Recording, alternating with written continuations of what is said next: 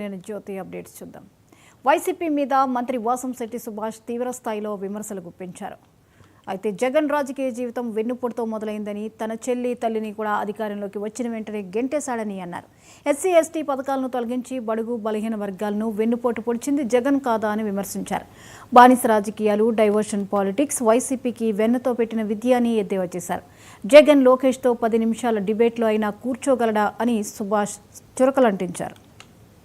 వెళ్ళినప్పుడు కూడా నవ్వటం లేకపోతే ఆయన అది ప్రజలు నిర్ణయించారు కదండి. గతంలో ఎవరో ఎక్కడ ఉండాలనేది, ఎవరు ఏ స్థాయిలో ఉండాలనేది ప్రజలు ఒక బెచ్చగాడిలో చూశారు ప్రజలందరూ కూడా అతను. అందుకని ఈరోజు ఆ బెచ్చగాడు అవతారం అయితే బాబు అని ప్రతిపక్షం అడుక్కుంటా ఉన్నాడు. ఆయన అసలు తెనాలి ఎవరి కోసం వెళ్ళాడు?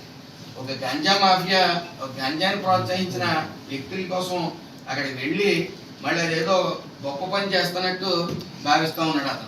అతనికి కనీసం పలకరింపు కూడా రానివైన, ఎవరైనా చనిపోతే ఆ చనిపోయిన కార్యకర్త దగ్గరికి వెళ్ళి నమస్కారం పెట్టి నవ్వేవైన.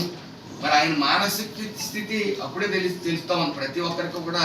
రాష్ట్రంలో ఆయన ఈ పలకరింపుకి వెళ్ళినప్పుడు కూడా నవ్వటం, లేకపోతే ఆ పార్థివ దేహాన్ని చూసి కూడా నవ్వుతూ ఉండటం. అంటే బహుశా ఆయన చిరునవ్వుతో ఆ పార్థివ దేహం లేచి వస్తుంది అనుకుంటాడు ఏంటో తెలియదు. కానీ ఆయన మానసిక స్థితి బాగోలేదు ఎట్టి పరిస్థితుల్లో. ఆయన ఏం కామెంట్స్ పెడుతున్నాడో ఆయనకే తెలియట్లేదు. మొన్న అంటా ఉన్నాడు పార్టీని నడపలేకపోతా ఉన్నామని. అంటే ఈరోజేమో నన్ను దమ్ముంటే లోపడేయండి అంటా ఉన్నాడు. ఈయన ఏ స్టేట్మెంట్లు ఇస్తున్నాడో తెలియట్లా. అంటే ఆల్రెడీ పార్టీని నడపలేకపోతున్నాను బాబు అని అడుక్కోవడం మొదలుపెట్టాడు.